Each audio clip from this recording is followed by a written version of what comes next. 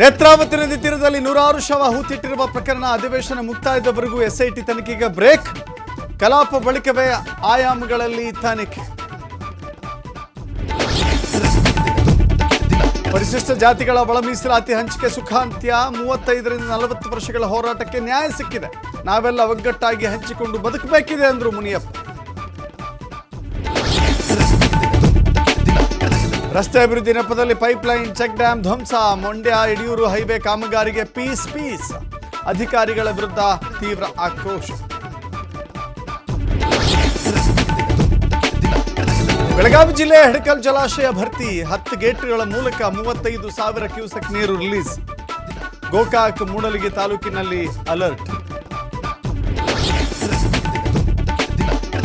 ಉಪರಾಷ್ಟ್ರಪತಿ ಚುನಾವಣೆಗೆ ಎನ್ಡಿಎ ಅಭ್ಯರ್ಥಿ ನಾಮಪತ್ರ ಸಲ್ಲಿಕೆ. ಉಮೇದುವಾರಿಕೆ ಸಲ್ಲಿಸಿದ ಸಿಪಿ ರಾಧಾಕೃಷ್ಣನ್, ಮೋದಿ, ಅಮಿತ್ ಶಾ ಸೇರಿ ಹಲವರು ಉಪಸ್ಥಿತಿ.